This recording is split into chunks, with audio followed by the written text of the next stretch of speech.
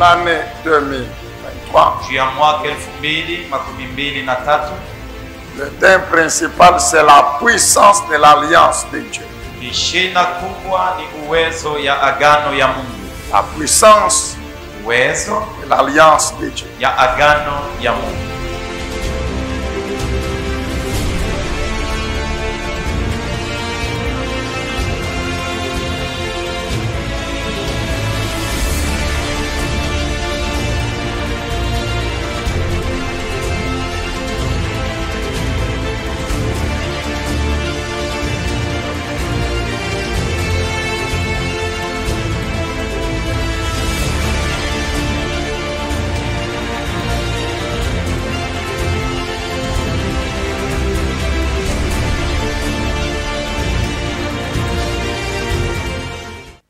Amen.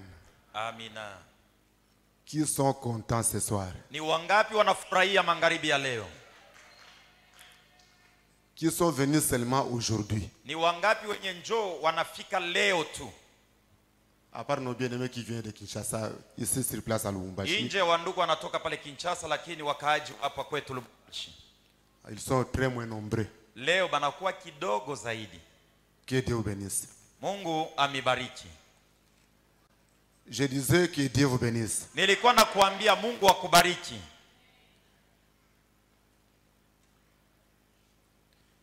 Nous lisons Genèse chapitre 49.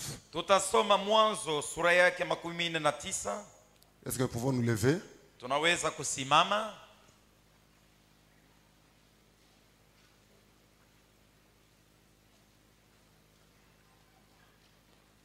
À la maison, vous lirez tous les chapitres. Nyumbani utasoma sura yote mzima. Mais nous prenons quelques versets seulement. Lakini sisi tutachukua tu mashairi chache. Nous lisons le premier verset. Tunasoma shairi yake ya kwanza jusqu'au verset 4. mpaka ya 4. Et puis nous allons sauter au verset 28. Na kisha tutaruka tutaenda kushairi 28.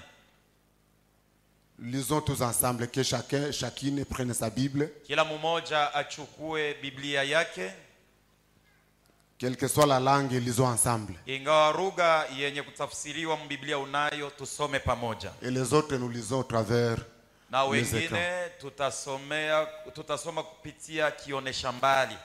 L'essentiel c'est de lire avec joie et avec vivacité. Ya mafaa ni kusoma na furaha na kusoma vile na staili na nguvu.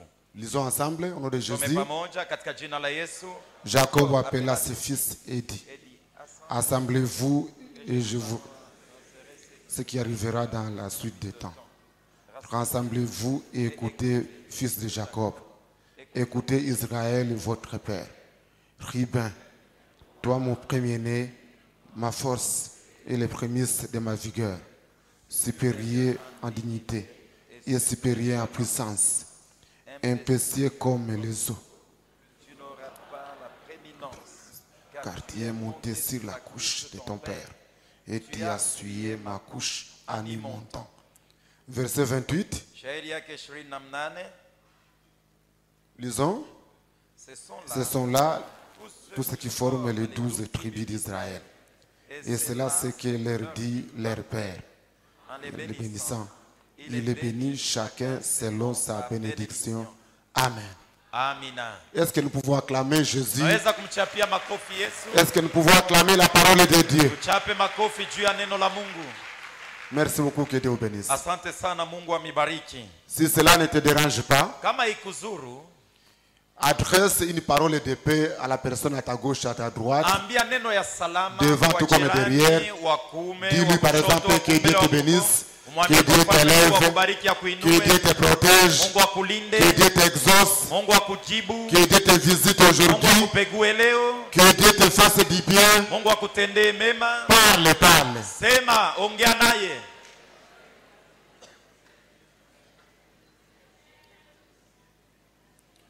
Amen. Amina. Deux choses très importantes avant d'entrer dans le sujet du jour.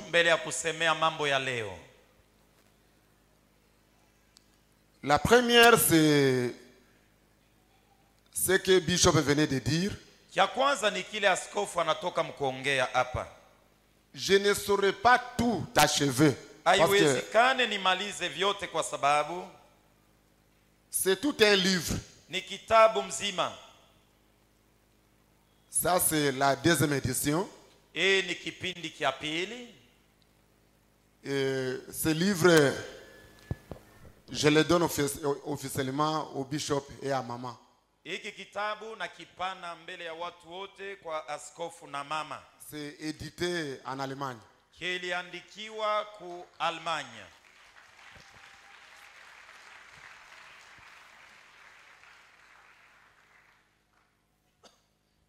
Mais pour les autres, il y a un syllabus qui sera mis à votre disposition. Mais, je dis bien mais, moyennant quelque chose que Bishop va fixer. Kufuatana na bei ile askofu Zakaria atatuambia.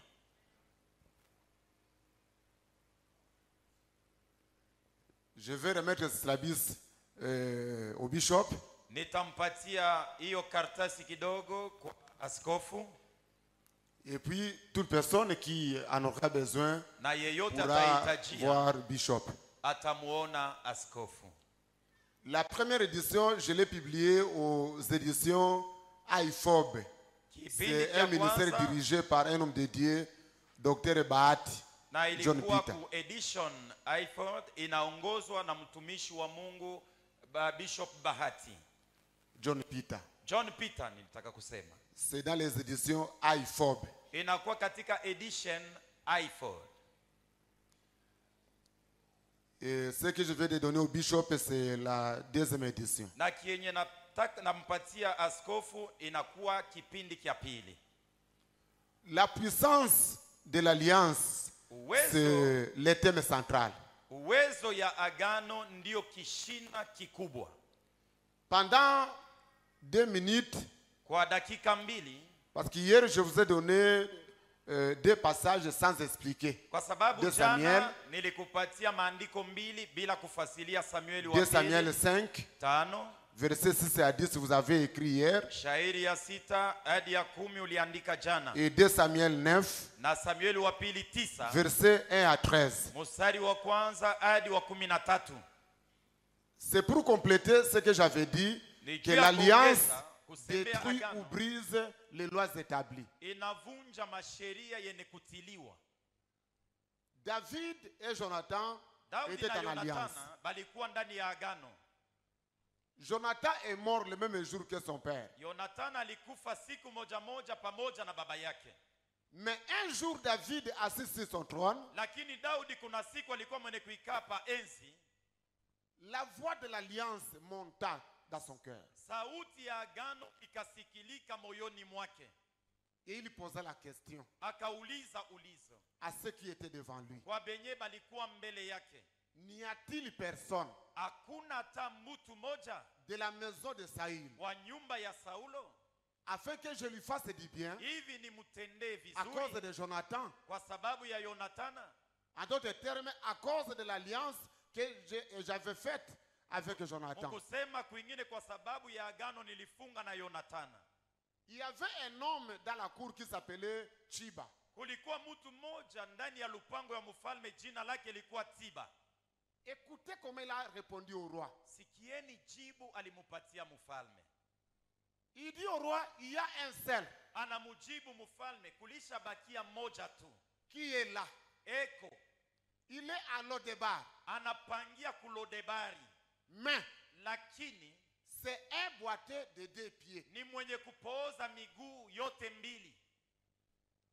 Il a souligné ce mot-là, c'est un boiteux de 2 pieds. Kistari ya kwamba ni mwenye kupooza miguu yake yote mbili. S'il n'avait pas dit cela, kama kumwambiaka vile, les services de sécurité de David allaient l'arrêter. Walinzi wa mfalme walipasha kumkatalia kuingia. Pourquoi? Parce que dans 2 Samuel 5, kwa sababu katika Samueli ya pili sura yake ya 5. Lorsque David voulait prendre le pouvoir, Wakati Daudi alipasha kutawala kama mfalme, les aveugles et les boiteux l'ont contesté à Jérusalem. vipofu na walemavu walikataa ye kuingia ku Yerusalema. Ils ont dit que tu n'entreras point ici. Alimwambia kwamba we Daudi hautaingia huku. Vous savez, la parole d'un roi, Unajua misemo ya mfalme c'est une loi. ni sheria. Lorsque le roi parle, c'est déjà une loi. Wakati mfalme anaongea ni sheria. David alors dira, Na Daudi akawaambia, dès que j'entre dans Jérusalem siku nitaingia mu Yerusalema et que je prends le pouvoir, na naanza kutawala kama mfalme, les boiteux et les aveugles n'entreront point dans Jérusalem. walemavu na bipofu abataingiaka mu Yerusalema. Chiba dit au roi, Na Tiba alimwambia mfalme, celui qui est resté Mephibosheth, mwenye anabakia mujamaa ya Saulo Mefibosheti, il est boiteux de 2 pieds. anakuwa mlemavu wa miguu yote mbili. Bien aimé, l'alliance a une puissance surnaturelle. Mpendwa, agano iko na uwezo ya kimungu. Élève ta main droite comme ça. Inu mkono yako hivi ya kuume. Et dis avec moi, au nom puissant de Sema na Jésus-Christ. mimi, au nom puissant de Lève-toi s'il te Jésus. plaît. Simama bwima. Dis au nom puissant de Jésus-Christ. Au nom puissant de Jésus-Christ. À partir d'aujourd'hui, À partir d'aujourd'hui. je ne suis plus fait comme ça. Fanya, Dis, je je ne ne suis- suis plus. je ne suis plus. Et je ne serai plus jamais Et je ne serai plus jamais l'héritier de malheur, l'héritier de malheur, l'héritier d'échec, l'héritier d'échec, l'héritier de malédiction, l'héritier de malédiction, l'héritier de pauvreté, l'héritier de pauvreté, l'héritier de célibat, l'héritier de célibat, l'héritier de stérilité, l'héritier de stérilité, l'héritier d'échec, l'héritier d'échec, l'héritier de blocage. l'héritier de blocage. Je ne serai plus jamais, Je ne le serai plus jamais, ni pour les comptes de ma famille, ni pour le compte de ma famille, ni pour les comptes de ma tribu, ni pour le compte de ma tribu, ni pour les comptes de la tribu de mon père, ni pour le compte de la tribu de mon père, ni pour les comptes de la tribu de ma ni mère, pour le compte de la tribu de ma mère, ni pour les comptes de mon village natal, ni pour le compte de mon village natal, ni pour les comptes de mon territoire d'origine. ni pour le compte de mon territoire d'origine. Je suis héritier de Jésus-Christ. Je suis héritier de Jésus-Christ. Le sang de Jésus-Christ Le sang de Jésus-Christ est l'unique est l'unique. arrêté à couler en moi. A été à couler en moi. Tout sang maléfique, Tout sang maléfique, tout sang malade tout sang malade dans mon corps. dans mon corps. Allez, sortez! Allez, sortez. Allez, sortez! Allez, sortez. Allez, sortez!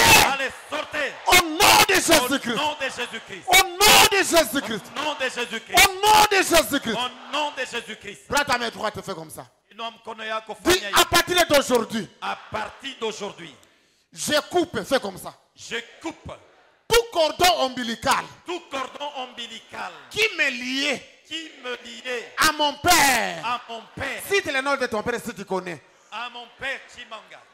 Je reprends au nom de Jésus-Christ. Au nom de Jésus-Christ, Je coupe je coupe tout cordon ombilical cordon ombilical qui me liait qui me liait à mon père, à à mon mon raïto, père Chimanga et à ma et mère à ma mère Kusuyabu et à leurs tribus respectives, et à leurs tribus respectives, dans la sorcellerie, dans la sorcellerie, dans la malédiction, dans la malédiction, dans des maladies, dans les maladies, dans l'échec, dans l'échec, dans la pauvreté, dans la pauvreté, dans les blocages, dans les blocages, dans le célibat, dans le célibat, dans la dépendance, dans la dépendance, dans l'humiliation. dans l'humiliation. Au nom de Au Jésus-Christ. nom de Au Jésus-Christ. nom de Au Jésus-Christ. nom de Jésus-Christ. Au nom de Au Jésus-Christ. nom de Jésus-Christ. À partir d'aujourd'hui À partir et d'aujourd'hui maintenant même, et maintenant même, je prends mon cordon ombilical. je prends mon cordon ombilical, Je l'attache je l'attache au cordon ombilical de au Jésus-Christ. cordon ombilical. Élève de tes yeux, élève tes Jésus-Christ. yeux.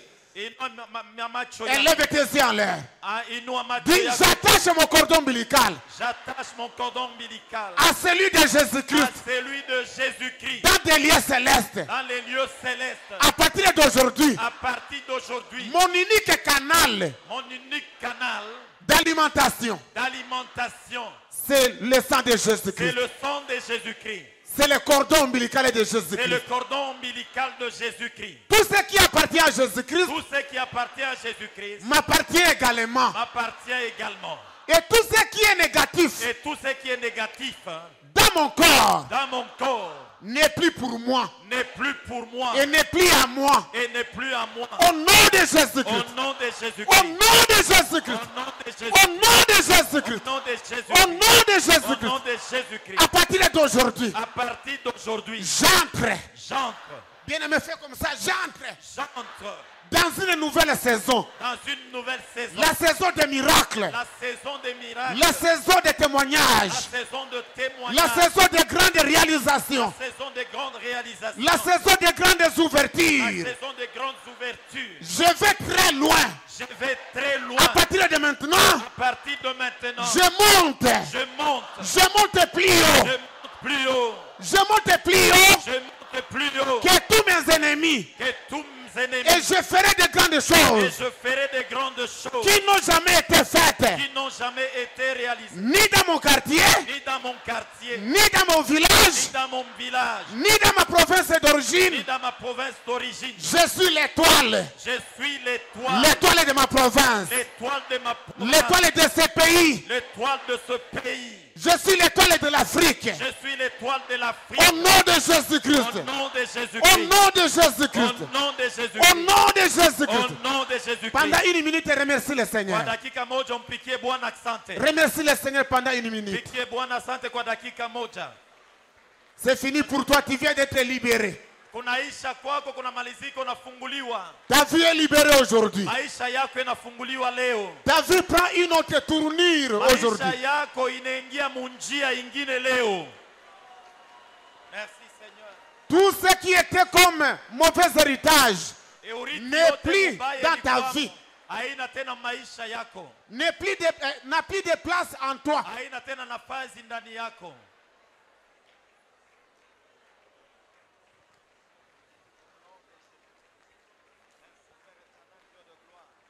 Merci pour ton nom.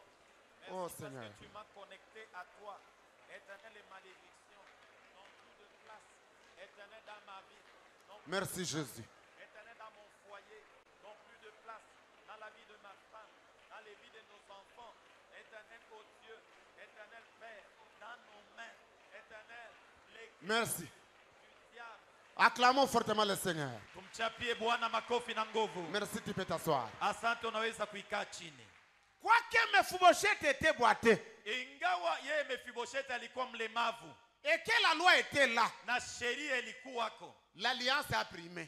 agano ilitawala. Et David dit, Na Daudi anasema, même si c'est moi qui ai dit, hata kama mimi ndio nilisema, mais à cause de l'alliance avec Jonathan, lakini kwa sababu ya agano na Yonatana, allez prendre Mephibosheth mwende mniletee Mefibosheti, dans le même état na hata paka vile eko, et amenez-le à na Jérusalem. mulete ingie mu Yerusalema. Et il écrivit, Na il akaandika, prononça une deuxième loi. akatangaza sheria ya pili. Aujourd'hui, il y a une deuxième loi. Leo kuko sheria ya pili. Aujourd'hui, il y a une deuxième nouvelle. Leo kuko habari njema. Aujourd'hui, il y a un deuxième message pour toi. Leo kuko mesali ya pili yako. Même si tu as appris, Hata kama ulijulishwa, même si le médecin t'a donné des résultats à hata l'hôpital, kama muganga alikuonesha mapato ya tu kuja sors de kupima, ce qu'il avec un deuxième message utatoka muibada na mchina qui ne vient pas de la terre mais qui vient du ciel. haitoke pa dunia lakini natoka kumbingu. C'est pourquoi tu es guéri, Ndio kwa sababu ulishapona, tu es béni, ulishabarikiwa, tu es délivré, tu ulishafunguliwa, es protégé,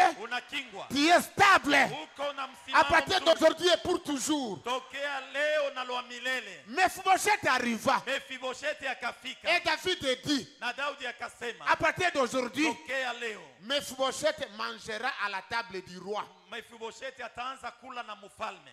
C'est pourquoi l'alliance Sababu agano a la capacité de briser toutes les lois établies, même pas tes arrière-parents.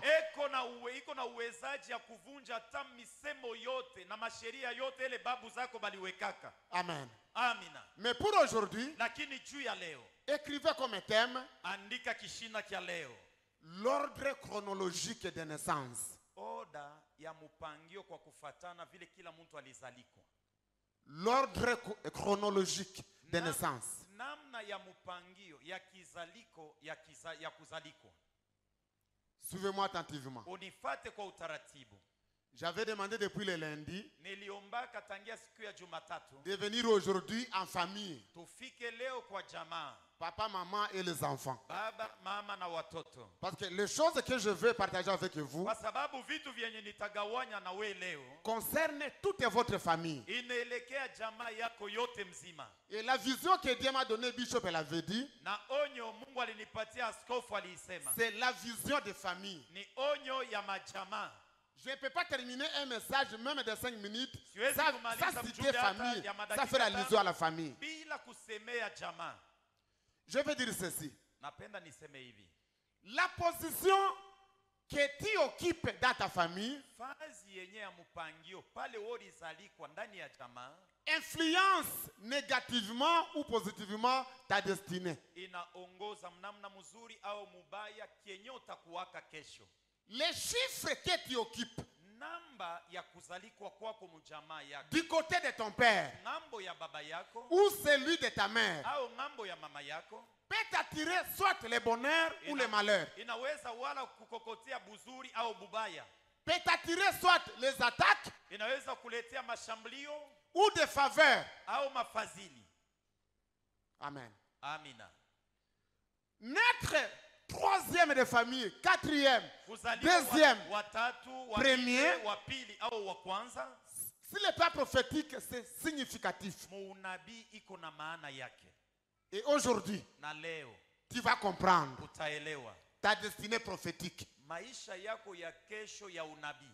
Pourquoi tu es né à telle position? Unazalikwa pafazi ile uko. Et qu'est-ce que signifie prophétiquement Na ton munabii chiffre de naissance? ni kusema nini? Namba ya mpangio ya kuzalikwa kwako mtamaa. 1. Écrivez. Ya kwanza andika, Les fils uniques. watoto peke yao wanaume. Oui, oui. Fils unique, fils et fille unique. Mtoto mwanaume au C'est-à-dire, mwanamke peke yake. ceux qui naissent seuls, Ni kusema ule anazalikwa mjamaa yabo ye mwenye. c'est comme ma mère. Iko saa mama yangu Elle est encore en vie. angaliki mzima na leo, Mais elle n'a ni grand frère, ni ekalake na petite mkubwa sœur. yake wala mdogo yake mwanamke. On l'a engendré seul. Alizalikwa peke yake tu. Elle est unique comme ça. Eko peke yake tu vile. Je ne sais pas au milieu de nous Sijue kama katikati yetu s'il y a des fils uniques et des filles uniques. kama Des personnes qui watoto sont nées seules. banaume, mwanaume au mwanamke mwenye alizalikwa Merci beaucoup. alizalikwa ye Merci. mwenye. Asante. Qui sont nés uniques. Alizalikwa peke yake tu. Écoutez ceci. Sikia hivi. Dans la Bible Ndani ya Biblia et dans le monde aujourd'hui, na mudunia leo, les fils uniques, bale balizalikwa peke yabo, les enfants qui naissent seuls, mtoto ule alizalikwa ye mwenye, sont toujours menacés par l'esprit de mort. banaamakiwa sana na mpepo ya lufu. C'est pourquoi même dans la Bible, Jo kwa sababu hata ndani ya Biblia nous voyons premièrement tunaona kia kwanza les fils uniques de la veuve de Sarepta. mwana wa upekee wa mjane wa Sarepta. Dans 1 Roi chapitre 17, Wafalme wa kwanza 17, versets 8 à 24. shairi yake ya 8 hadi 24. 2. Wa pili, Nous avons les fils uniques de la femme Sinamite. tuko na mwana wa upekee wa mule mwanamke wa Tsunami. 2 Rois chapitre 4, Wafalme wa pili sura yake ya 4, versets 8 à 37. shairi ya 8 hadi 37. 3. Ya tatu, Nous avons un autre exemple, c'est le fils unique de la veuve de Naïm. na tuna mfano ingine ni ya ule mwana wa upekee wa mjane wa Naimu. Luc chapitre 7, Luka sura ya 7, versets 11 à 12. mstari wa 11 hadi 12.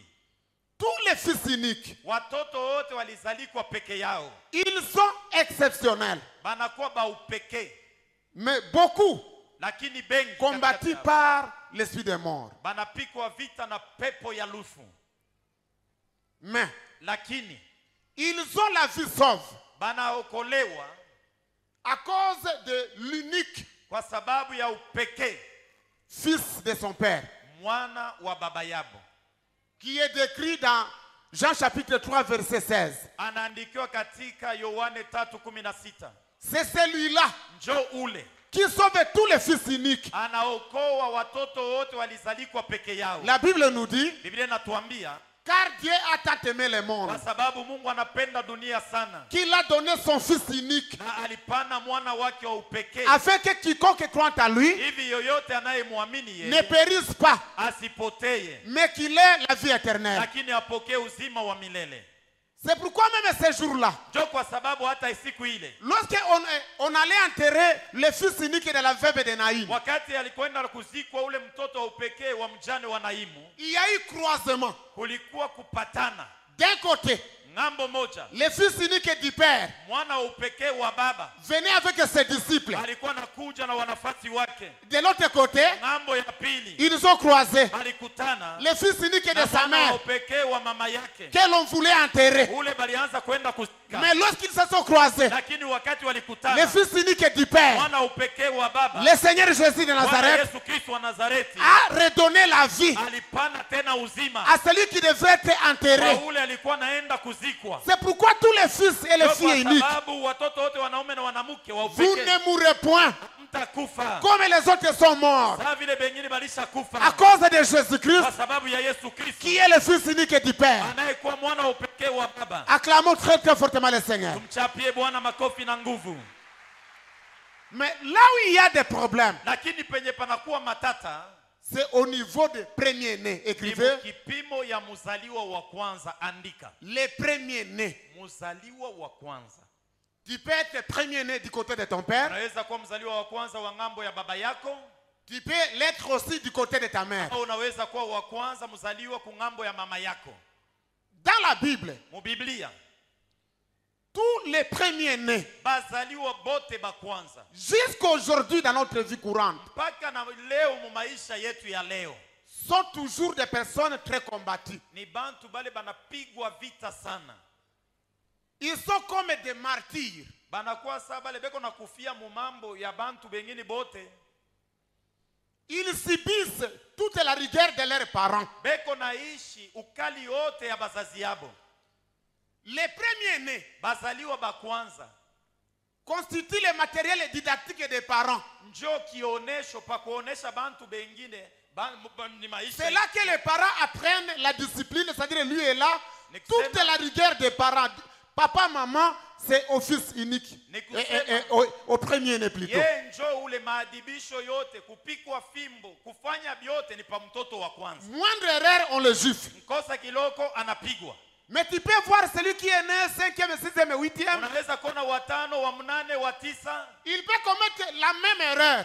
kufanya kosa sawa sawa. Papa ne dit mot. Baba aseme kitu, Il regarde seulement. anaangalia tu, Et l'aîné qui dit, na mkubwa anasema wa kwanza, moi, mi huyu lorsque je faisais ce que vous pale faites, nilikuwaka natenda matendo saa yenu ya leo hii, j'étais puni sévèrement. nakwambia nilipigwa kama vile huwezi kusanii.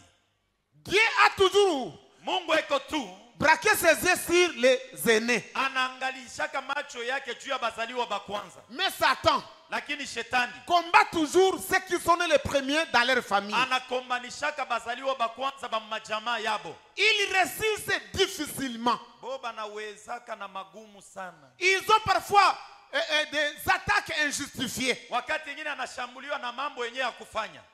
Vous verrez dans d'autres familles, Utaona majamaa ingine, l'aîné de la famille, mzaliwa wa kwanza wa jamaa soit il est fou, saa zingine ni mwenda bazimu, soit c'est un soulard à mort. au ye mpombe lwake ni palufu.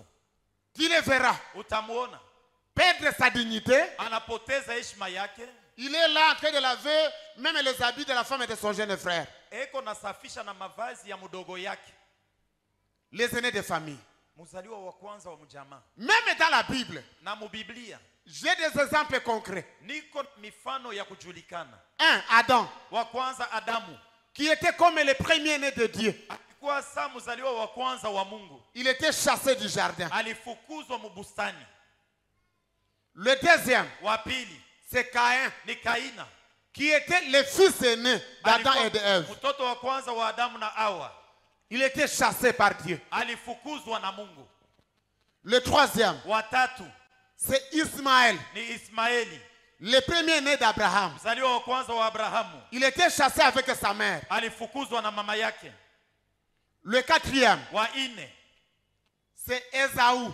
ni Esau, Il perdit son droit d'aînesse alipoteza haki ya mkubwa wake et même la bénédiction paternelle. na baraka ya baba. Rubeni, le premier-né de Jacob, mzaliwa wa kwanza wa Yakobo, ce que nous venons de lire, yenye tunatoka mkusoma, il était maudit par son père. alilaaniwa na baba yake.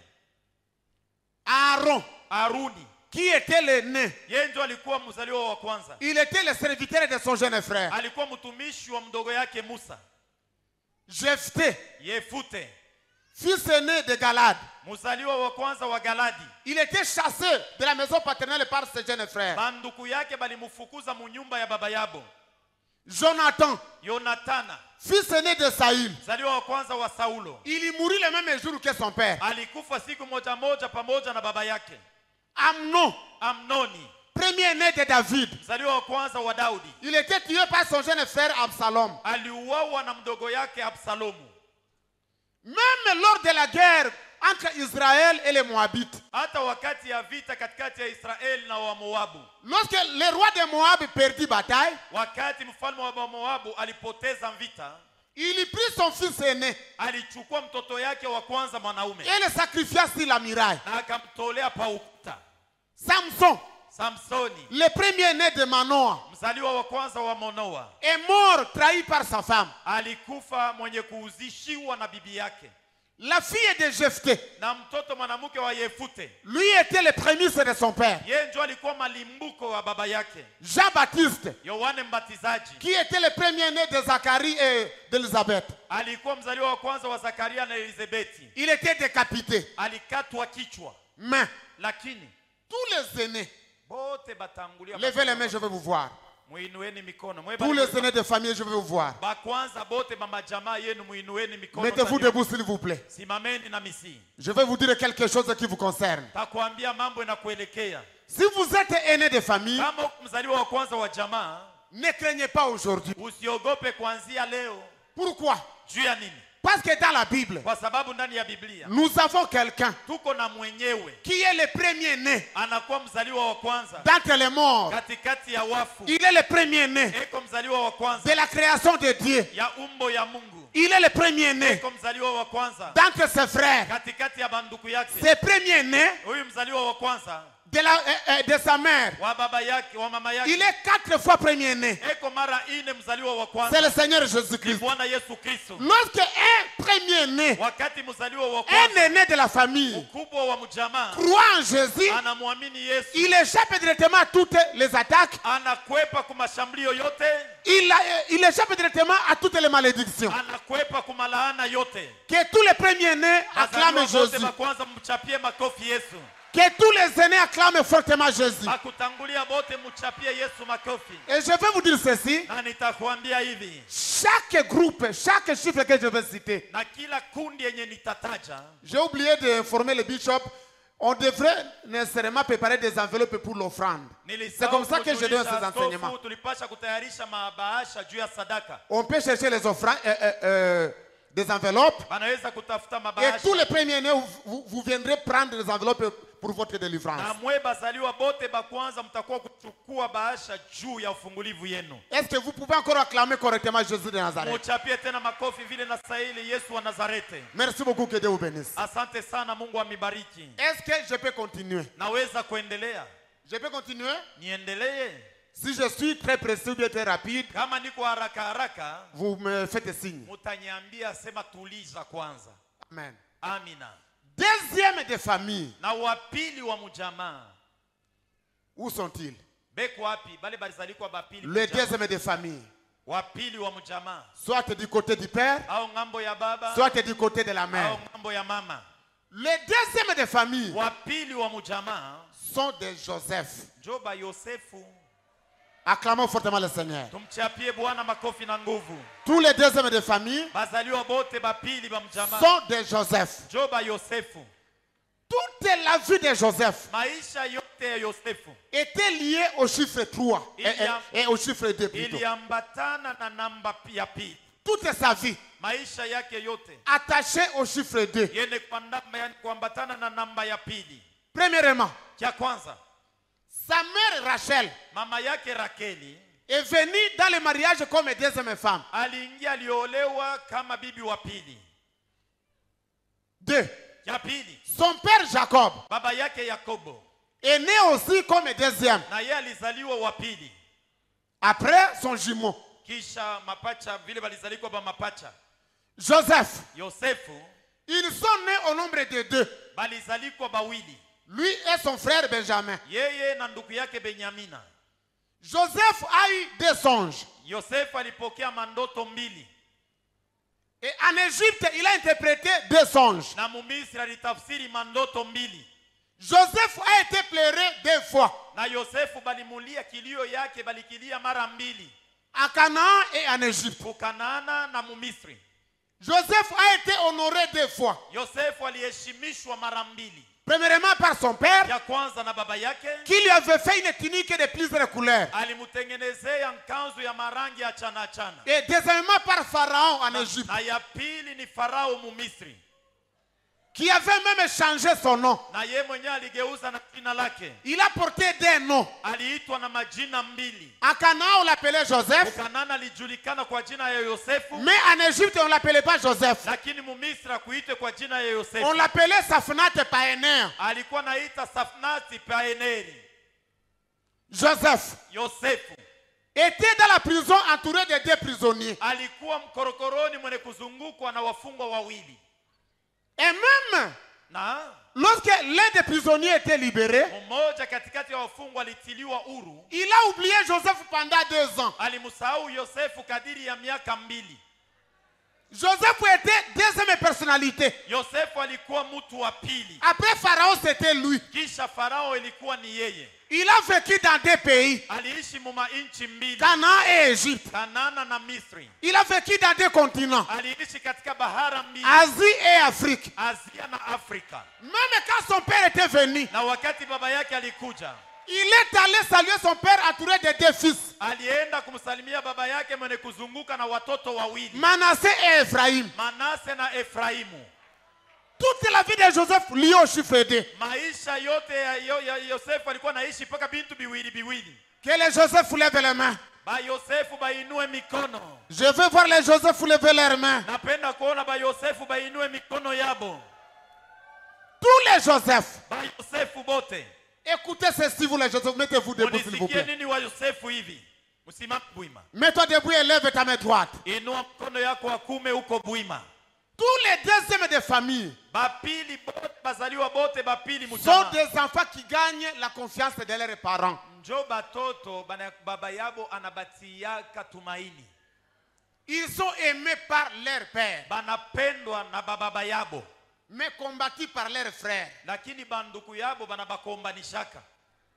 Joseph était toujours à côté de son père. Yosefu alikuwa paka pembeni ya baba yake. Mais son père et ses frères Na banduku ont yake comploté pour le vendre. balitengeneza shauri mubaya juu ya kumuuzisha. Mais je vous dis ceci, Lakini nakuambia hivi, ne combattez jamais les deuxièmes. usikombanishake hata siku moja wa pili, Parce qu'ils sont les sauveurs de leur famille. kwa sababu mbonjo baokozi ba majamaa yabo. Écoutez ceci, Sikieni hivi, les deuxièmes de leur famille wa pili wa mujamaa sont des personnes ni batu à qui Dieu révèle l'avenir. benye Mungu anafunuliaka masiku za kesho. Ce sont des personnes qui ont un grand nom. Ni batu weko na njina kubwa, Mais pour atteindre ces noms-là, lakini njuu ya kufikia ile jina ils doivent passer par la vente. tafadhali kwanza auzishiwe. Ils passent par les puits. Mbele engie mukishima, Ils passent par la prison. engie mbele mukifungo, Ils passent par les mensonges de la femme de Potiphar. na apate bamulandie bongo kwa bibi wa Potifa. Il n'y a que les justes juges Ni paka mwamzi mwenye qui haki se lèvent pour justifier les deuxièmes. anasimamaka juu ya kuhesabia haki wa pili. Et lorsque les justes juges se lèvent, Lakini wakati mwamzi wa haki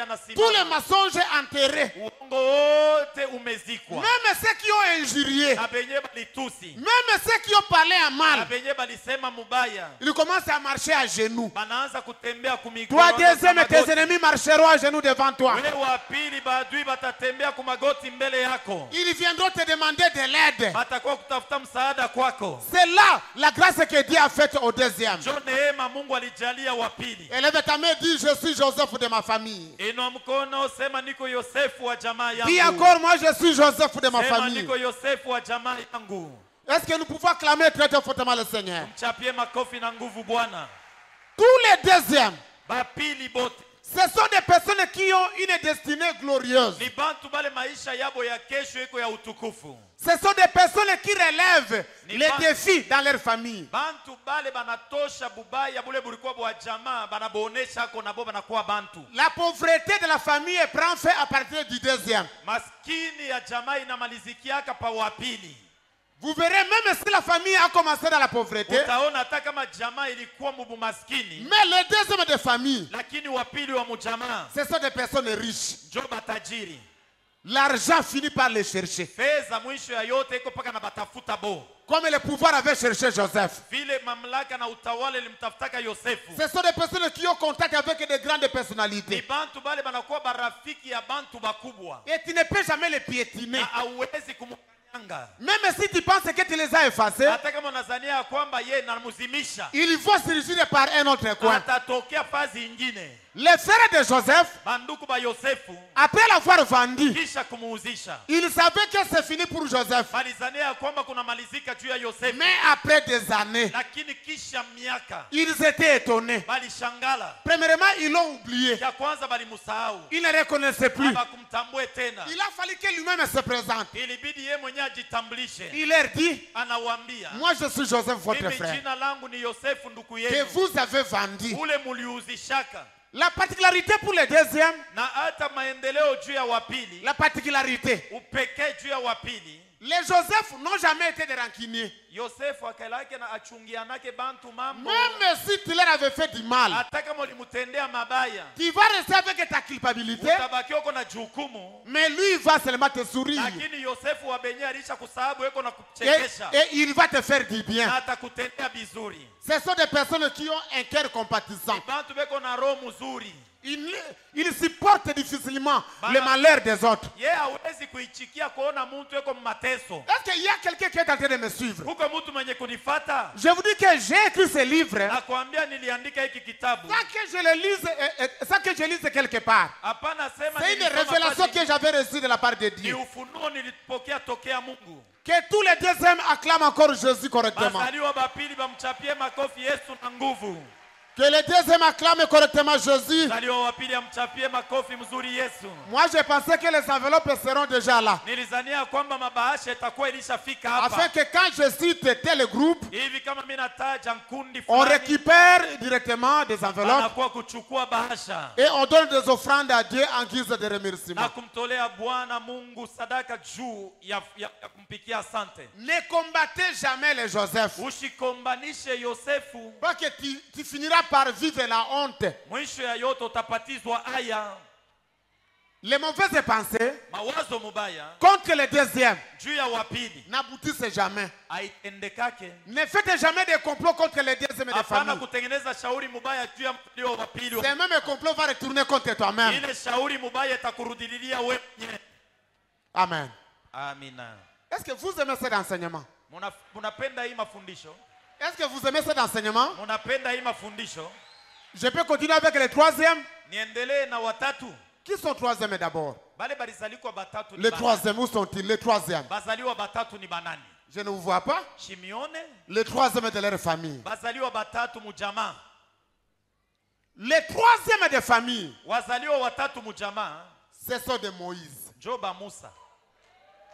Acclamons fortement le Seigneur. Chapie makofi na nguvu Bwana. Les troisièmes des familles, Mzaliwa watatu wa mjamaa ce sont de Moïse. ni Musa. Comme Joseph, Kama Yosefu.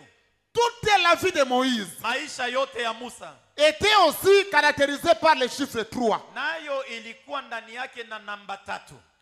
Premièrement, Kia kwanza, ils sont nés au nombre de 3. walizalikwa kwa bwingi batatu. Aaron, Aruni, Myriam Miriamu et lui Moïse. na yeye Musa. 2. Kia pili, Après sa naissance, kisha kuzalikwa kwake, il était né pendant qu'il y avait une loi publiée par Pharaon. alizalikwa wakati ile Farao alitengeneza sheria. On cacha Moïse pendant 3 mois. Bali mficha Musa kadiri ya miezi tatu. Ils sont au nombre de 3. Balizalikwa batatu, On les cacha pendant 3 mois. alifichwa kadiri ya miezi tatu. Bien-aimé, Upendwa, Toi qui es Moïse en ces lieux, We Musa huyu uko hapa. on ne peut pas te cacher éternellement. Abawezi ukufichwa na bakia mwenye kufichama ujulikane milele. Même si on s'assoit sur ton dossier, hata kama banekalia pa mambo yako. ton dossier finira par crier. Mambo yako mwisho ya yote pake talalamika. Ton étoile finira par briller. Nyota yako pake tangaza. Les Moïse, Ba Musa, les troisièmes de famille, watatu mujama, sont des personnes qui apportent la révélation de Dieu dans leur famille. jo benye kuleta ufunuo ya Mungu mujama yabo.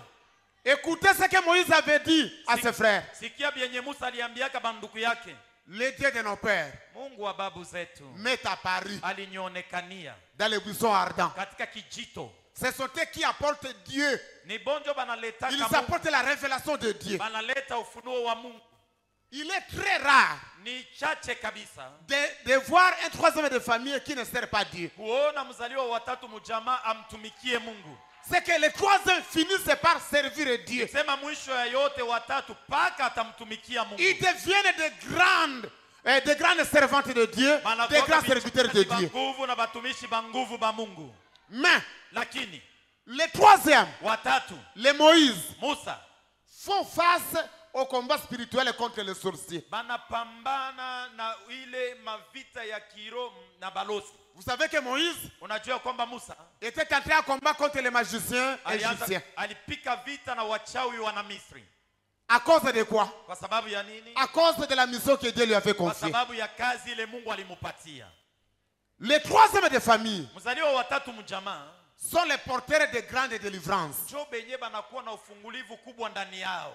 La délivrance des familles, Ufungulivu ya jamaa, la délivrance du peuple, ufungulivu ya watu, la délivrance du territoire, ufungulivu ya fazi la délivrance même du quartier na ya kwata vile vile. passe par les troisièmes de famille. Kwa sababu inapitia kupitia watatu wa jamaa. Même lors de la guerre contre Amalek, Hata wakati vita na Amaleki ils se sont retrouvés au nombre de 3 sur la montagne. walijikuta watatu kumulima. Lui, Moïse, Yeye Musa, Aaron Aruni et Hur. na Uri. Toujours chiffre 3. Paka namba 3. Moïse, Musa même lorsqu'il parlait à Pharaon hata wakati alikuwa anazungumza na Farao pour demander la libération, juu ya kuomba ufungulivu. écoutez comment il avait parlé à Pharaon. Sikia misemo alimwambia Farao.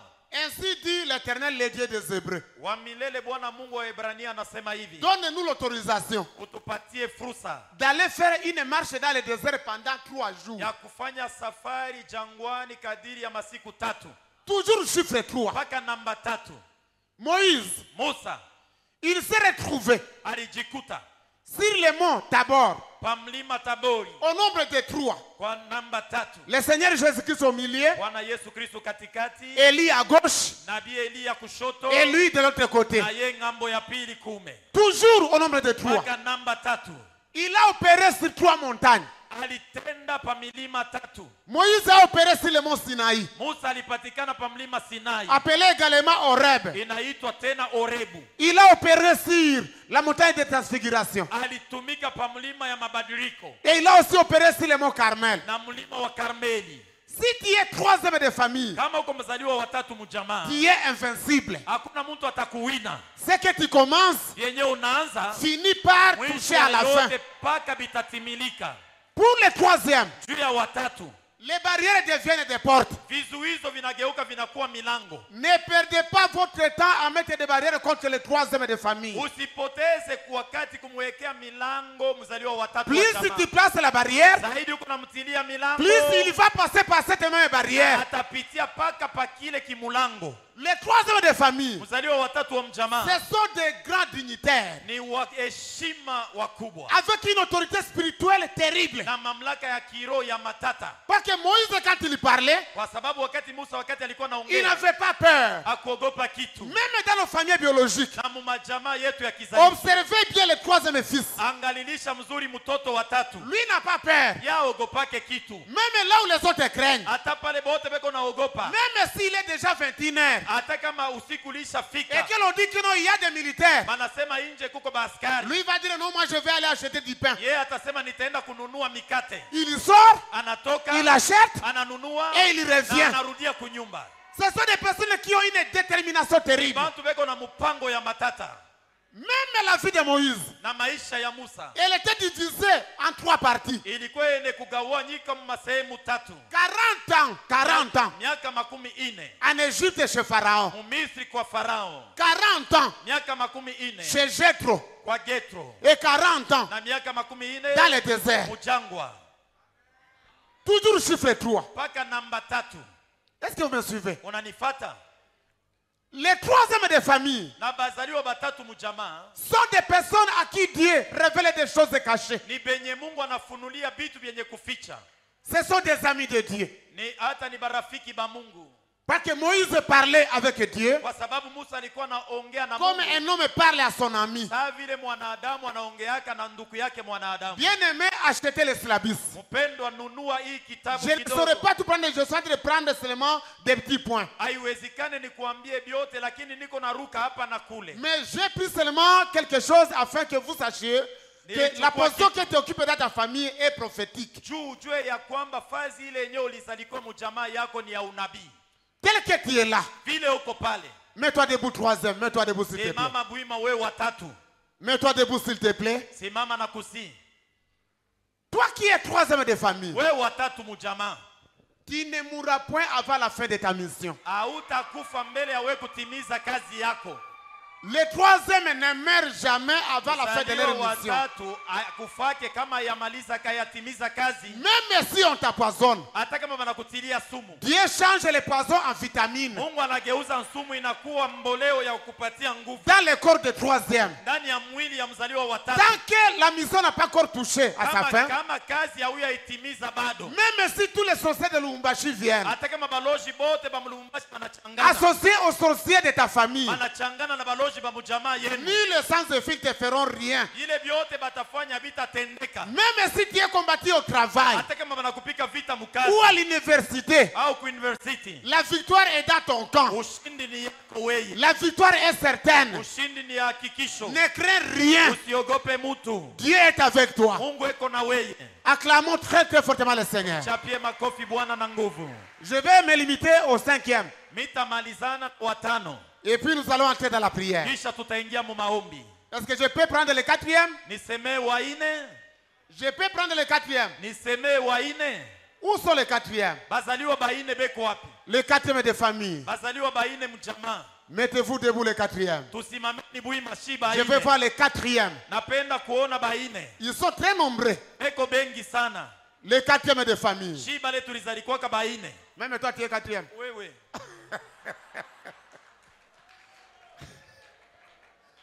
Les 4e de famille Mzaliwa wa ine mjamaa sont de Judas. ni ba Yuda. Pas Judas Iscariote. Hapana Yuda ule wa kuuzishana ule. Pas Judas Iscariote. Hapana Yuda wa kuuzishana ule. Mais Judas, le 4e fils de Jacob. Lakini Yuda mzaliwa wa ine wa Yakobo. Nous appelons Jésus-Christ le lion de la tribu. Tunamuita Yesu ni simba wa kabila ya. Je parle de ce Judas-là, Niko nasemea juu ya ule Yuda de l'Ancien Testament, wa agano za kale, fils de Jacob. mwana wa Yakobo. Lui était 4e. Yeye alikuwa mzaliwa wa ine. Premièrement, Cha kwanza, la signification de son nom. maana ya jina lake. Judas veut dire louange. Yuda ni kusema sifa. C'est que les 4e de famille, Mzaliwa wa ine wa mjamaa. ne faites jamais la course avec eux. Hapana kutafuta kubechana naye. Tu vas boire le poison. Na kuambia utakunwa na nzumu. Ce sont des vedettes. Ni bantu bale banajulikanaka fashi Ce sont yote. des stars. Ni bantu bale kama yeye anafika hapo bote Ce banamjua. sont des personnes connues, très populaires. Ni bantu banajulikana fashi yote. Ne faites jamais concurrence avec les 4e. Hapana kubechana na shiba ine. On les vante partout. Beko na musifu ye fashi yote. Même s'il fait Hata kama anatenda. ce que font les autres. Bile bote banafanyaka. Mais c'est ce que lui a fait Lakini bile yeye anafanya. qui sera raconté. Njo bile bantu batambia nabyo. Tout le monde peut chanter. Bantu bote banaweza kuimba mwimbo. Mais quand les 4e chantent, Lakini kama mimi wa ine mimi naimba on mwimbo. dit ah. Wanasema hapana hii ni mambo yenyewe. Vraiment, on a vu Dieu descendre aujourd'hui. Hapana Mungu alishuka leo. C'est la grâce que Dieu a mise ici, les 4e. Njo neema ile alitupachia shiba ine. Louange. Sifa. Des personnes appelées à être louées, à être respectées, Bantu à être wanaitwa vantées. kuheshimiwa, bantu wanaitwa kupandishwa juu.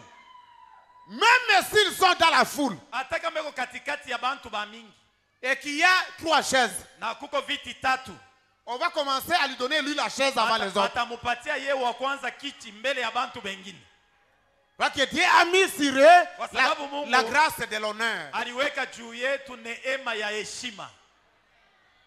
Le 4e de famille. Mzaliwa wa ine wa mjamaa Judas. Yuda, C'est lui qui avait empêché à ce que Joseph soit tué. ni yeye alizuiza Yosefu asiuawe. Ce sont des porte-paroles de famille. Ni bakusemea majamaa yabo. Lorsque le 4e parle, Wakati wa ine kama anachukua sauti, il est écouté par tout le monde. bantu bote batamshikia ye. Et par les parents et par ses frères et Na sœurs. bazazi na banduku yake banaume na banamuke.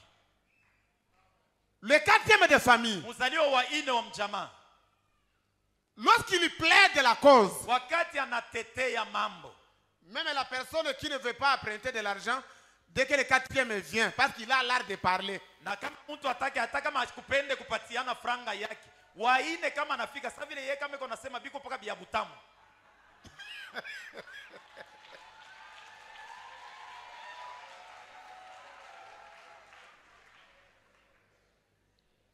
même pour laisser Benjamin, Hata juu ya Benyamin na kumwacha, pour laisser Benjamin aller en Égypte. juu ya kumuitikia ende mu Misri. Vous savez que Jacob était catégorique. Hein? Unajua Yakobo alikatalaka, Il dit son frère n'est plus. anasema ndugu yake mwenyewe alishafariki zamani. Vous voulez aussi me prendre celui-ci. Mnapenda muuishe na huyu wa mwisho, Je ne le lâche pas. sitamwacha.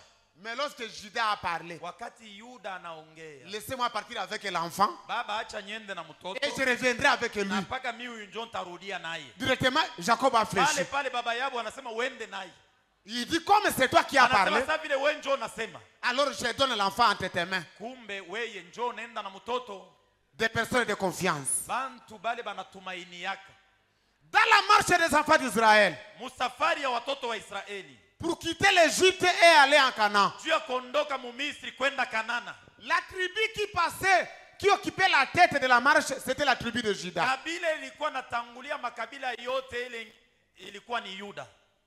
Même pour s'asseoir autour du tabernacle, Hata juu ya kuikala kando kando ya ema, la tribu de Juda kabila ya Yuda commençait à s'installer avant les autres tribus. bonjo balianza kutangulia kuikala mbele ya makabila ingine hii. C'est pourquoi les 4e Njo vile wa ine, sont des personnes qui gagnent la vie avant les autres. njo bale bantu banapananaka uzima mbele ya bengine. Ils gagnent la vie Beko na wina banapatia amo mu maisha avant les autres. mbele ya bantu bengine. Ils sont les canaux de stabilité. Bonjo mufere De leur ya famille. musimamo mzuri ya majamaa yabo.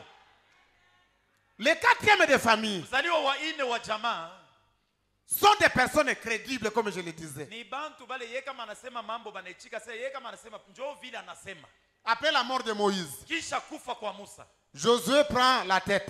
Yoshua anaanza kutawala na kuwa kiongozi. Il pose la question à Dieu. Anamuuliza Mungu ulizo, Seigneur, Bwana, qui ira le premier pour combattre les Cananéens? ni nani atatutangulia wa kwanza juu ya yeye kukombanisha wazaliwa wa Kanana? Dieu dit, Mungu anasema c'est Judas qui passera le ni premier. Yuda juu atatangulia wa kwanza. Il est 4e, Eko wa ine, mais dans la vie pratique, lakini mu maisha vile iko c'est lui le chef de famille. yeye njo mkubwa wa bantu bote mujamaa. Le 4e, c'est lui qui prend la charge. Muzaliwa wa Toute la kwanza charge de la yeye famille. njo anabebaka maisha ya bote, kuangalia maisha ya bantu bote mujamaa. Et si tu n'es pas informé, Na kama ujulishwe, tu peux penser que c'est lui l'aîné de la famille. kama unaona utaona saa yeye njo mzaliwa wa kwanza wa jamaa yabo, Celui qui est là. yeye njo iko pale Et les aînés, na bakubwa, les premiers, les deuxièmes, les troisièmes, bazaliwa bapili na batatu, ils deviennent comme ces petits. ye bote banakuwa sa njo baloko yake ye. 5e, 6e et autres, Watano wa sita wa kufuata ils sont là comme ces petits. bonjo banakuwa sa njo baloko yake ye. Il est le trait d'union. Ye njo wa kuunganisha, Il est le réconciliateur. ye njo mupatanishi. Même ceux-là qui ne s'attendent pas, Na benye abapatanake ils s'attendent à partir du 4e. batasikilizana kupitia waine. Ce sont des grands leaders. Banibale ni viongozi banguvu sana. Le 4e de leur famille. Muzaliwa wa ine wa jamaa yabo Ce sont des personnes ni batu qui ont le pouvoir de conquérir. beko na mamlaka ya kumiliki. Même lorsqu'il y a combat, Hata kama vita iko wako, ne formez pas le quatrième. hapana kumujulisha wa ine. Le quatrième est jaloux de l'honneur de la famille. Wa ine iko na bwivu bwa heshima ya jamaa yabo. Même si vous lui parlez avec retard. Hata kama ulimwambia kisha mambo ilisha kutendeka. Tel a injurié ta mère. Fulani alitusi mama yako. Lorsque lui arrive, Kama yeye anafika, il se bat. anagombania. Pendant que les autres ont peur, Wakati bengine banaogopa, mais lui dit on ne peut pas faire ma mère comme yeye ça. anasema hakuna mtu anaweza kumtendea mama yangu bia hivi. Il lutte pour l'honneur de la famille. Anapigania juu ya heshima ya jamaa. Il n'accepte point l'échec. Aichiki yake kushinda Le quatrième de famille. mzaliwa wa ine wa jamaa. Amen. Amen. Où sont les quatrièmes, s'il vous plaît? Shiba ine tuko wapi? Est-ce que les quatrièmes peuvent dire merci à Jésus? Shiba ine tumpikie Yesu asante. Est-ce que les quatrièmes peuvent acclamer très très fortement le Shiba Seigneur? ine tumchapie Yesu makofi na nguvu.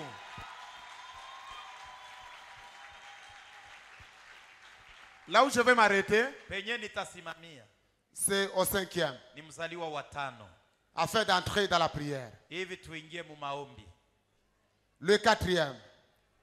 Wa tano. Le quatrième plutôt, je reviens, je parle encore de quatrième. Tunarudia tena pa wa ine.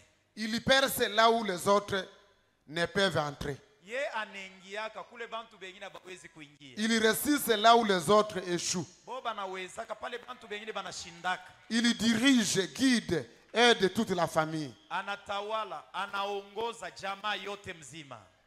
Ils sont des vainqueurs. Ni bashindaji. Les quatrièmes sont des vainqueurs. Wa ine ni washindaji. Ils sont les porteurs de l'honneur de la famille. Benjo banakuwa na heshima ya jamaa. Amen. Amina. Amen. Amina. Le cinquième. Watano. Là, je souhaite que le pasteur puisse nous lire. Ou Hapa bien on peut nous mettre Luc chapitre 1, watutilie Luka sura ya kwanza. verset 24 Shairi yake 24 et 25. na 25. Luc chapitre 1, verset 24 et 25. Luka sura ya kwanza 24 hadi 25. Lisons ensemble. Some pamoja. Quelques temps après, Élisabeth, sa femme, est devenue enceinte. Elle se cacha pendant combien de mois? 5 mois. En disant, c'est la grâce que le Seigneur m'a faite. Quand il a jeté les yeux sur moi pour ôter mon opprobre parmi les hommes. Est-ce que vous comprenez cela? Unaelewa hii mambo? Les cinquièmes de famille, Mzaliwa watano wa jamaa où sont-ils? beko wapi? Les cinquièmes. Bale balizalikuwaka batano. Le chiffre 5 Namba 5 symbolise la grâce. inamaanisha neema. Ce sont les fils et les filles de la grâce. Ni batoto banaume na banamuke ba neema. Vous savez, là où il y a la grâce, Unajua penye peko neema, il n'y a pas d'effort. hakuna kukankamisha bintu. N'entrez pas en retraite avec les cinquièmes. Hapana kuitafuta kubechana au kukombana na En batano. retraite de prière. Au kuingia mu mafungo na Les bale cinquièmes batano. de famille Muzaliwa watano wa jamaa. sont des personnes qui mènent une vie de facilité. Kuko mwenye ye maisha yake biko naendeka tu biote. C'est tout le monde qui contribue pour lui. Ni bantu bote beko napikania juu ya buzuri bwake ye. Nous pouvons être en retraite comme nous sommes là. Tunaweza kuwa mafungo sasa hivi tuko mafungo. Nous nous gênons. Si tuko nafunga chakula, Lui mange. yeye ko natumia chakula. Mais c'est lui le premier à témoigner. Lakini yeye ndio atakuwa wa kwanza kushuhudia huko. Le cinquième. Watano. Ne les suis pas, même Apa. pour l'accoutrement. Usimufuate hata muvuario yake. Pendant que toi tu cherches l'argent pour acheter. Wakati wako natafuta franga juu ya kutafuta mavazi. Mais lui-même, l'habit de $1000, on lui donne gratuitement. Ye hata dola 1000 mtu tu anakutana naye asema kamata utalipa njii. Le cinquième, Watano. il peut injurier. Anaweza kutusi Il kutukana peut mwingine. commettre une faute. Anaweza kufanya kosa. Il n'y a personne qui se fâche. Hakuna mtu atashirika. Il faut le comprendre, c'est comme ça qu'il a toujours été. Muelewe ni mtoto tu ajue uko nafanya. Mais toi premier, fils aîné, Lakini we mzaliwa wa kwanza. c'est là que tu verras toutes les griffes de papa. Ndio pale utaona mwinko kule tatoka kule vile batakufanya wewe. Mais le cinquième, lakini watano on les tolère. wanasema ingariki mtoto lwake. Ils ne suivent pas le cycle normal. Ye atembeye ana mu maisha saya bote vile balimutangulia. Là où les autres font 3 mois, Pale bengine banafanya miezi 3.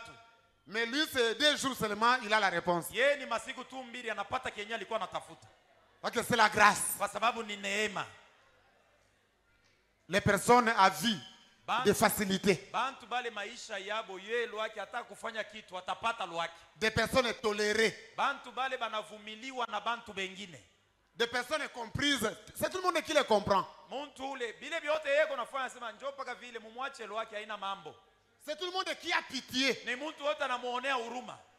Lorsqu'on le voit seulement, Bakimone tu même s'il ne demande pas, hata kama aombe muntu kintu. ne te promène jamais seul Lubumbashi avec le cinquième. Hapana kutembea humu mu Lubumbashi na mzaliwa watano mwe bawili mko natembea pamoja. Toi, tu vas faire les pieds. Wewe utatembea lwa mikulu. Mais lui, Ye il lwa arrive dans cette maison. utaona nenja mwinyo. $100 de transport. Il Dola arrive 100 ici. ya $20. hapa, dola Il arrive ici. Hapa. Mais toi, Lakini wewe en train de regarder seulement. batakona saa bakone. Le cinquième. Watano. Ils ont une grâce très spéciale. Beko na neema ya upekee. Même pour le mariage. Hata juu ya ndoa.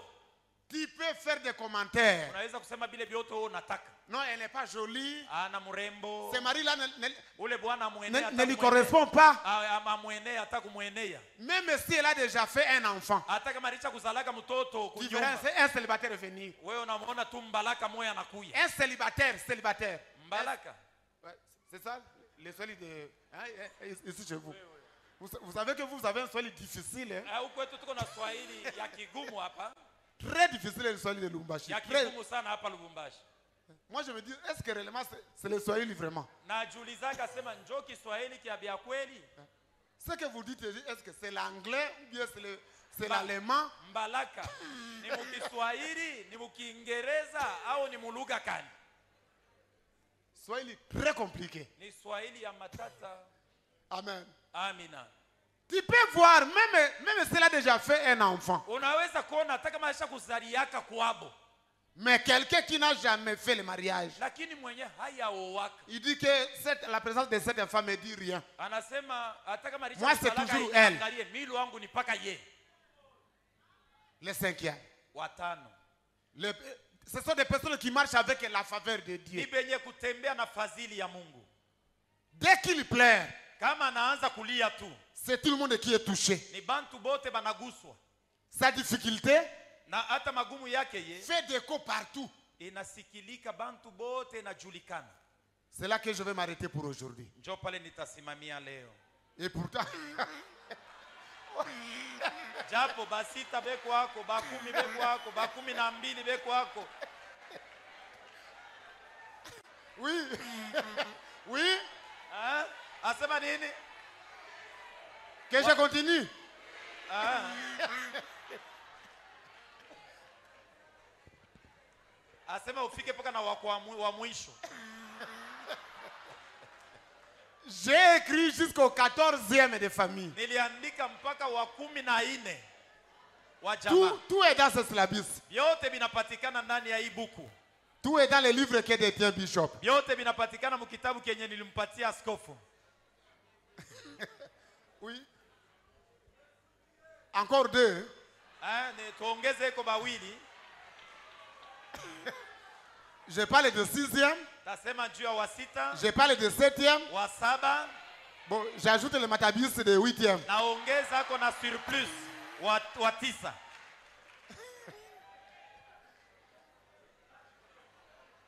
Amen. Amina. Amen. Amina. Qui sont 5e?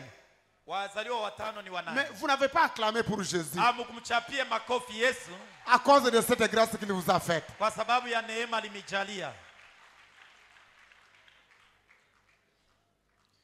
Le 6e.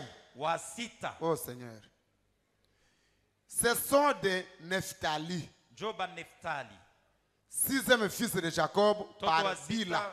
wa Yakobo. Par Bila. Kupitia alizala na Bila. Jacob et Bila, Yakobo na mke wake Bila. servante de Rachel. Kichakazi wa Rakeli. qu'on nous mette Genèse 35, Tuwekee Mwanzo 35.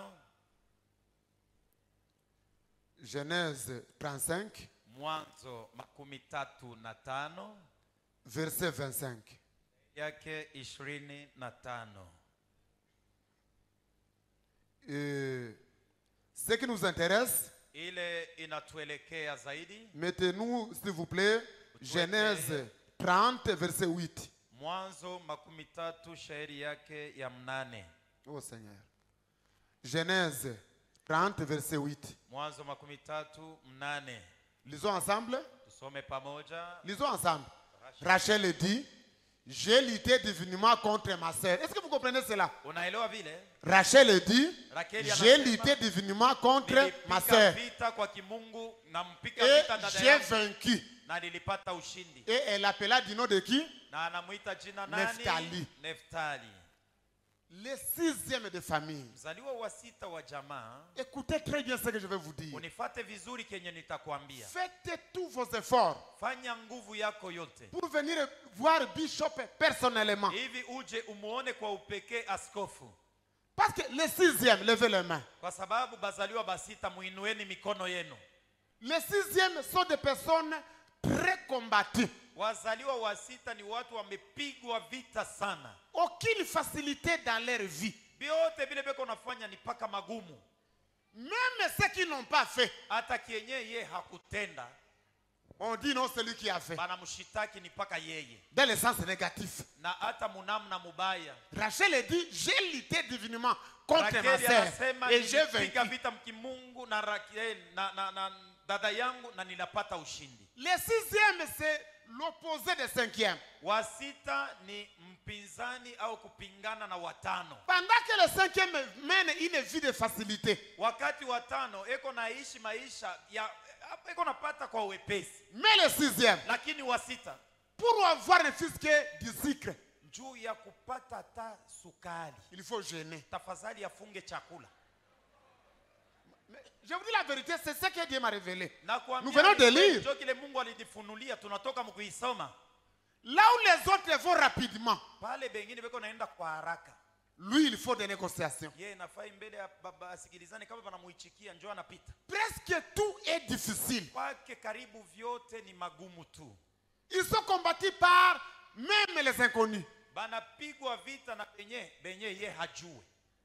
Combat devant, combat derrière, combat à Banampiga gauche, vita nyuma, combat banampiga et à droite. mbele, kushoto, kuume.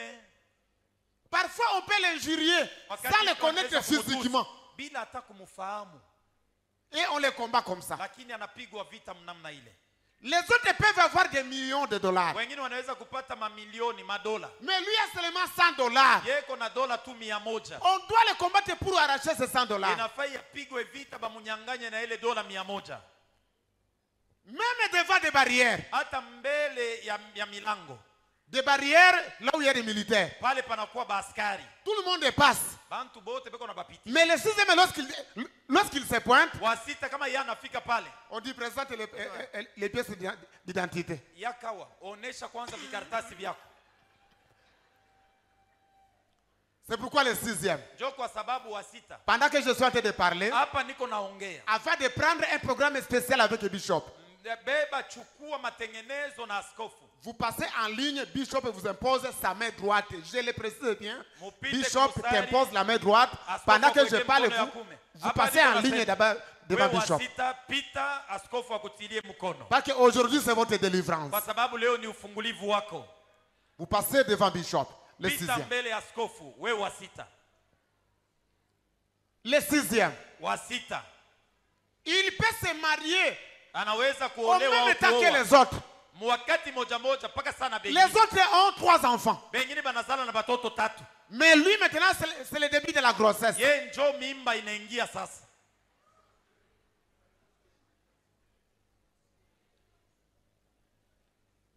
Chez le sixième, Wa 6 presque tout s'obtient et se fait sous combat. nikisema biote bile iko natafuta ni paka kama napika vita. C'est pourquoi Njo kwa sababu ce que Bishop va faire prochainement, kenye askofu atafanya masiku za usoni, Moïse en tant que père, Musa père baba spirituel, wa kiroho, Il avait béni spécialement Nephtali alibariki kwa upekee Neftali en disant, akisema, Nephtali, Neftali rassasié de faveur anajazwa, anashibishwa na fadhili et de bénédiction de l'Éternel. na mabaraka ya Bwana. C'est-à-dire, c'est la prière du Père qui sauve le 6e. Ni kusema ni maombi ya baba ndio inaokoa mzaliwa wa 6, Afin qu'il quitte cette vie de combat. hivi aondoke mu maisha ya mavita, Très combattu. mwenye kupikwa vita sana. Le 6e. Wa 6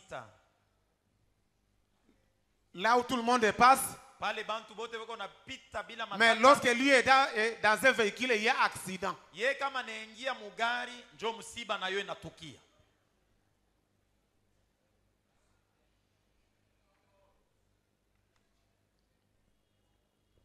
Le 6e. Wa 6 Il faut beaucoup intercéder pour eux. inafai kuwaombea sana.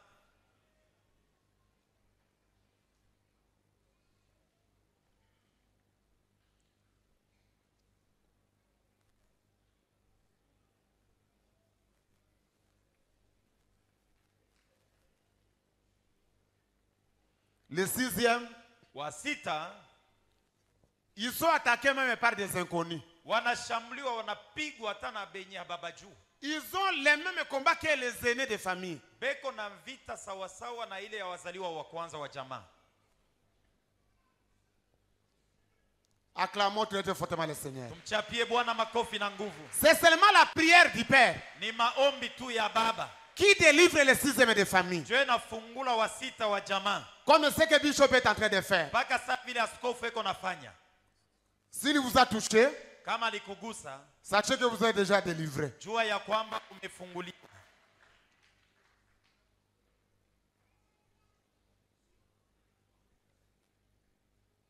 Est-ce que nous pouvons passer au 7e? Tunaweza kusemea wa 7? 7e. Wa 7. D'abord le chiffre 7. Cha kwanza namba 7. Non, 6 d'abord. Kwanza 6. Le chiffre 6, Namba 6 prophétiquement, symbolise l'imperfection de l'homme. muunabii inaonesha kwamba kukosa ukamilifu ya mtu, La faiblesse de l'homme. udhaifu wa mtu. C'est le chiffre 6. Ndio namba 6. Tandis que 7, Lakini namba 7 représente le repos. 7 inamaanisha mapumziko. Dieu a travaillé pendant 6 jours. Mungu alitumika kadiri ya masiku 6 Il s'est reposé le 7e jour. na alipumzika siku ya 7. Où sont les 7e? Wazaliwa wa 7 weko wapi? Ce sont les personnes de repos. Ni bantu ba mapumziko. C'est-à-dire, Ni kusema ils travaillent moins banatumikaka kidogo et gagnent beaucoup. na banapata bia mingi. Seulement des petites marchandises, une petite activité. À partir d'un petit rien, il devient riche. Biashara kidogo, uchuluzi kidogo, banatajirishwa. 7 7 symbolise la perfection. inamaanisha ukamilifu. 3. Ya 3 7 symbolise la plénitude. 7 inamaanisha utele. 4. Ya 4 7 symbolise la totalité. ya 7 inamaanisha ya kwamba ujumla biote binaeneana. 5. 5 7 symbolise ce qui est satisfait. 7 inamaanisha ile ineneana kabisa kabisa. De tous les fils de Jacob, Katikati ya watoto wote wa Yakobo, le chiffre 7 est lié à la vie de Gad. namba Gad, 7 inaambatana na maisha ya Gadi. fils de Jacob par Zilpa, Mtoto wa Yakobo ule alizalaka na Zilpa, servante de Léa, kichakazi wa Lea, dont la signification de son nom na mahana ya jina lake fait allusion au bonheur inasemea eri et à l'abondance. na utele. Le 7e Wa 7 sont des personnes dont leur vie est liée au bonheur ni et à bantu l'abondance. maisha yabo inaambatana na eri na utele. Par le 7e, Kupitia wa 7 Dieu produit de grandes réalisations. Mungu anatimiza makazi makubwa. Le 7e Wa 7 Leur projet ne s'arrête pas en cours de réalisation. matengenezo yake ye hawezi kwanza mambo aimalizike. Tout ce qu'il commence Bile byote ye anaanzisha doit aller jusqu'au bout. bitafika mpaka mwisho. Il peut commencer sans moyen, Anaweza kwanza hana kitu, même avec un $10. anaanza na dola 10, Mais dès qu'il commence, lakini kama ye anaanza tu binanenepa, les portes commencent à s'ouvrir de milango partout. inaanza kufunguka fazi yote. Et ce sont des personnes qui mènent une vie heureuse, Ni bantu beko na maisha ya eri, une vie de bonheur, maisha ya eri, une vie de stabilité, maisha yenye kueneana, une vie d'abondance. maisha ya utele. Le 7e. Wa saba. Amen. Amina. Permettez que je m'arrête au 8e. Muniruhusu nimaliziane kwanza, nisimamie pa wa mnane, Parce que le Saint-Esprit m'a interdit de voyager. Je suis avec vous jusqu'à dimanche. kwa sababu Roho Mtakatifu yarisha kuniambia ushirudie Goma. Niko na wewe hapa mpaka siku ya Jumapili. Je vais continuer demain, Nitaendelea na kesho, vendredi, kazi tano, et même le dimanche. na siku ya Jumapili Je vais parler de 9e, 10e, 11e, tasemea juu wa 12e, 9, wa 11, 13e, wa 13 même 14e. na wa 14 na ye. Mais achetez les syllabus Lakini nunua hii pour buku voir, ndogo. selon le prix que Bishop va fixer, pour voir ce que Kulinga- signifie ton chiffre de naissance. Kulinganisha na bei askofu ataleta juu ujue maana ya pale ulizalikiwa mujamaa yenu. Les 8e Wa mnane sont de David. ni Badaudi. Que le 8e élève les mains. Bale balizalikwa ba mnane bainu kono. 8e, ils ne sont pas nombreux. Nani unaona? Habana bengi. Le chiffre 8 Namba mnane symbolise l'éternité. inamaanisha umilele. Le chiffre 8 Namba mnane symbolise la gloire de Dieu. inamaanisha utukufu wa Mungu. Le chiffre 8 Namba mnane symbolise également le nouveau commencement. inamaanisha vile vile mwanzo mpya. À l'instar de David, Kwa mfano wa Daudi, le 8e de famille mzaliwa wa mnane wa jamaa renverse des géants, anaangushaka wakafyatu, des Goliaths de famille, bagoliati ba mujamaa, les Goliaths des maisons. wagoliati wa manyumba. Vous verrez le 8e, Utaona wa mnane même si dans la famille, hata kama mujamaa tout le monde rate le diplôme d'État. bote abapate cheti ya serikali, C'est lui maintenant qui ouvre la porte. ye njo ataanzia hapo, C'est lui qui ouvre la porte du mariage. ye njo atafungua mlango ya ndoa. Il écrase les géants de célibat. Anaponda wale wakafyatu wa kukosa kuoa na kuolewa. Il sort Anatoka pour écraser la stérilité. juu ya kuponda utasa. Les 8e de famille Mzaliwa wa mnane wa jamaa sont des personnes ni watu qui occasionnent de grandes relations wanaleta urafiki ya mkubwa kabisa avec les autres. na bengine. À partir de 8e, Tokea wa mnane la famille sort de la servitude. jamaa inatoka mbutumwa. À partir de 8e, Tokea mzaliwa wa mnane la famille sort de la vie de honte. jamaa inatoka maisha ya aya. Vous savez que Goliath a injurié Israël pendant 40 jours. Goliati alitusi Israeli kadiri ya masiku 40. Quelle humiliation. Ni kupatizwa aya kwa Le roi ajili. Saül se cache. Mfalme Sauli yuko na fichama, Il donne même sa fille. anatoa hata mtoto yake mwanamke Celui qui va tuer Goliath, mwenye atamuua Goliati, il va prendre ma fille en mariage. bibi yake atakuwa ni mtoto yake mwanamke. Ce sont les personnes qui relèvent les défis. Jo bantu bale banapikaka vita njuu ya bengine. Si nous avons Kama des tuko 8e na wa mnane à la tête, kukichwa soit d'une paroisse, au ya soit paroki, d'un département, au ya kikosi, sachez que dans ce département-là, jua ya kwamba muile kikosi il y aura très moins d'échecs. mutakuwa kukosa Il y aura toujours des kidogo, succès. mutakuwa mpaka kufaulu. Le 8e, Wa mnane il ne tombe jamais, il n'accepte jamais l'échec. angukake chikake, yeye asema anashinda. Même si tout le monde est découragé. hata kama bote banapungukiwa kiasi, Mais le 8e lakini wa mnane va te dire, vous ne soyez pas découragé. atakwambia usipungukiwe kiasi. Moi je vais vaincre. Hakuna matata, nitapata ushindi. Moi je vais faire quelque chose. Mimi nitatenda. Avec le 8e, Na wa mnane, même la bénédiction qui avait disparu dans la famille ou bien dans la maison, na baraka yenye haikuwa kuwemo tena munyumba, haikuwemo tena mujama, René inarudia tena. fait retour à partir de 8e. Inarudia tena kupitia mzaliwa wa mnane. Alors je ne saurais pas continuer à cause d'un fardeau qui est dans mon cœur. Haitawezekana kwa sababu niko na mambo moja moyoni mwangu. Demain, Kesho si j'ai le temps, je vais commencer par là. Je vais ajouter ce que je n'ai pas pu dire aujourd'hui. kama nina wakati nitaanzia pale niseme bienye sikuweza kusema leo. À la NCD, il n'y a pas de théâtre. Dans les années passées, les gens ont évolué. Toujours la sanctification. 15-16 ans après, nous sommes les derniers. Est-ce que nous ne pouvons pas aussi prendre le micro, témoigner? Voici ce que Dieu a fait de la NCD. Nous pouvons aussi témoigner. Alors, donc nous devons continuer sur le chemin de la perfection. Ya ukamilifu.